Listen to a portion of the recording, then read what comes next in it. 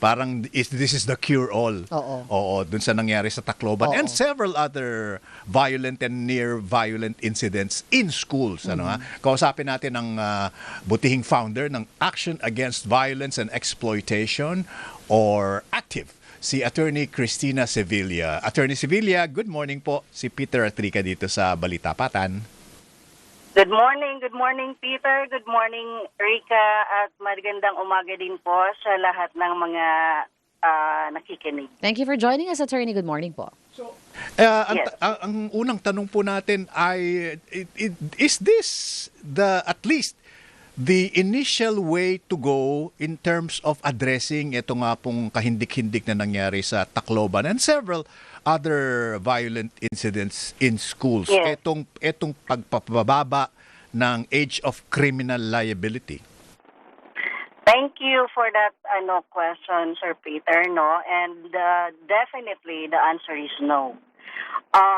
Of course, paulit-ulit na lang to eh. We always encounter this. This is a very knee-jerk reaction. And what I just want to emphasize is public officials should be more careful when looking at reading particularly the Juvenile Justice and Welfare Act or the JJ law.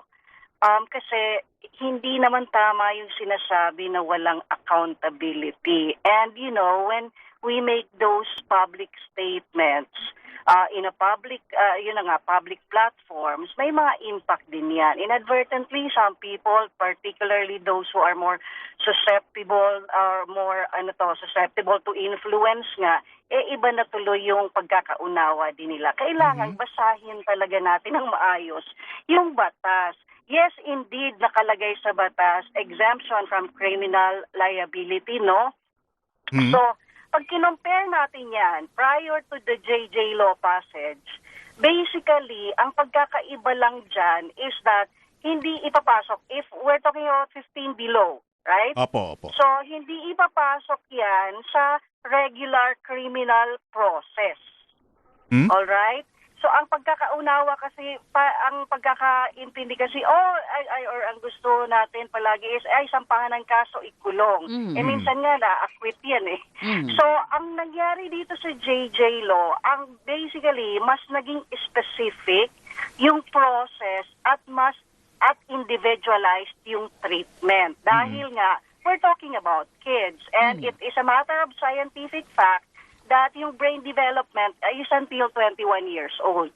So, yes, indeed, we don't call it kasi kulong kasi may stigmatization din na nangyayari eh. When you say kulong, criminal yan o nasa NBP yan.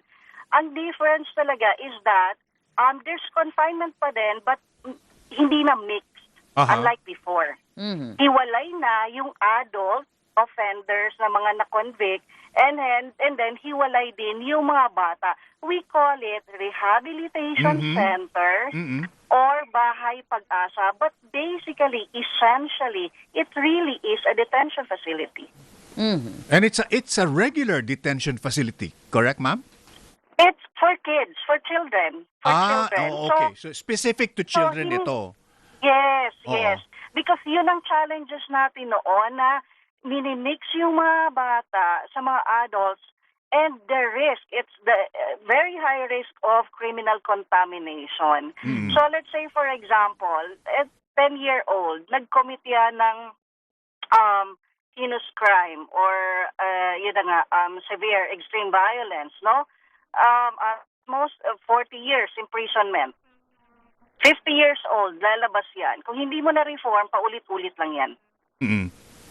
So with the JJ law, what it does is really to reform pa din. And when we say reform, rehabilitate, hindi yan simpleng, may nagtingin, kumausap ng isang araw, that's it.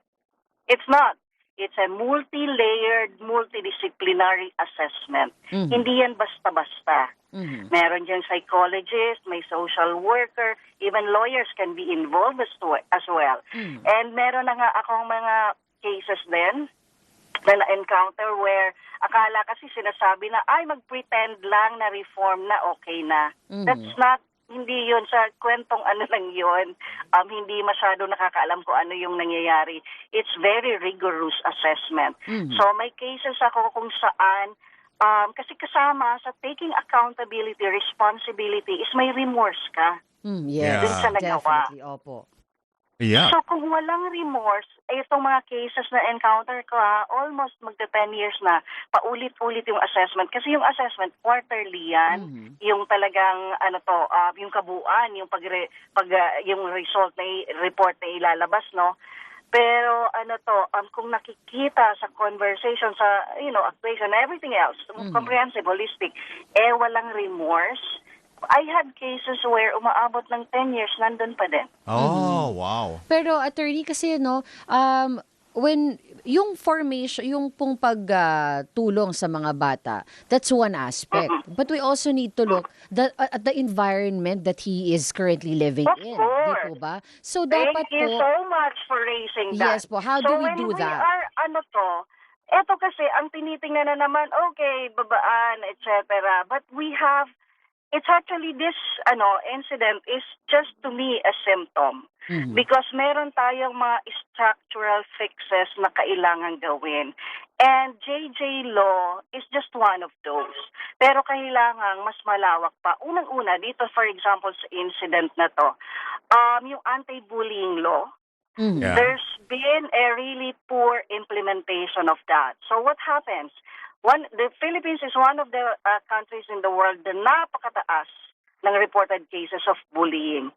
But then these cases of bullying, they go unchecked until nagiging it results to extreme violence. Like, yun na nga yung nangyari dito. And there is madami ng research na, how a child is disciplined at home, merong direct link yan to how they treat their peers. So, isa pang kulang dyan is yun na nga, na kailangan paigtingin, ayusin yung pag-i-implement ng Anti-Bullying Act. And also, magkaroon tayo nung matagal ng panukala nga na na-vetoed before ni dating President Duterte, yung positive discipline law.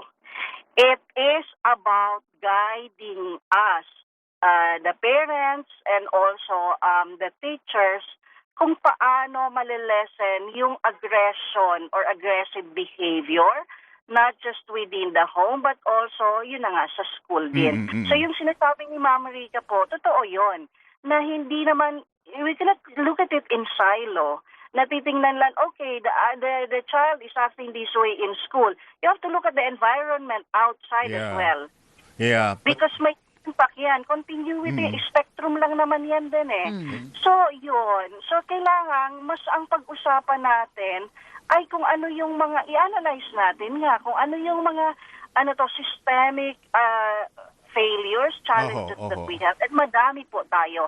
And then, in relation to that, I just would like to point out now, because I'm deeply concerned about yung tinatawag na behavioral contagion. In mass violence, particularly in school setting, there is, madami ng well-documented and deeply researched na yung tinatawag na copycat phenomenon. Yeah. So that's my concern really, that we have to make sure na it stops here. Okay. What do we need to do? So we need to be responsible with respect to yung pag-sensationalize ng incident na to. Opo. We need to, let us not be obsessed doon sa digital footprints, for example, ng mga CICL, yung photos nila, yung kanilang kung ano yung mga behavior nila, because that can fuel yung sinasabi ko ngang copycat phenomenon. Yeah. And particularly dun sa mga isolated, and may mga may mga issues din, no? So, what we need to do really is to focus on the victims.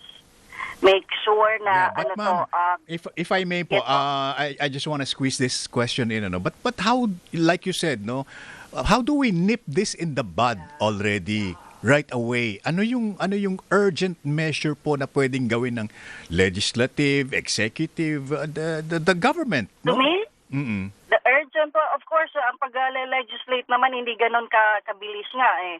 Ang titingnan natin dito is yung mas long term. But as far as legislation, for example, is concerned, kasi yung juvenile justice law, it's being implemented well na din eh. Of course, may mga challenges pa din sa mga structures, facilities. But I think it's important to strengthen the implementation of the Anti-Bullying Act, magkaroon ng mga mental health professionals and also clinical social work to explore it. Because hindi pwedeng magkaroon ng set of rules na maayos dito sa school tapos magkakaroon ng disconnect sa family or sa community environment, diba? Yeah. Because you will have a situation there where a child navigates two sets of rules. Two sets of lalo ng different rules pa. So, that is second. And then the third, most importantly, is let us pass sa legislators natin. Please, study, let's talk, let's have a dialogue, pass the positive discipline bill. Yeah, and lastly, do you think as some sectors are suggesting na magkaroon na talaga from the grade school years the safe use of social media, safe and proper use of social media? Dapat bang merong ganung subject? Meron na nga po dapat yan eh. Meron na dapat yan. Kasi may tinatawag yung this was implemented already. There's a memorandum circular that was already issued by the Department of Education. I think it's really about strengthening it. Yeah, Yung personal safety lessons, Yes. kasama yan. Digital safety. All right. So if we're talking about policies, we have. What we just need is bigyan ng pondo, bigyan ng resources, bigyan ng focus, yun. Oo. Magaling tayong Kailangan nating defend. magaling tayong gumawa ng batas. It's the execution talaga we're lacking. Walang fund. Tsaka pala pondo. Bakit Doon pala. hindi gina-implement ito? Budget. Akala ko ba madami Hindi. tayong Yan ang katanungan po. Yeah, okay. Attorney Sevilla, maraming salamat po. This is a very good first interview, ma'am, and we hope to invite you again. Thank you din po. Thank you, ma'am. Salamat po. All right. Bueno. Pag-practice ka na ulit.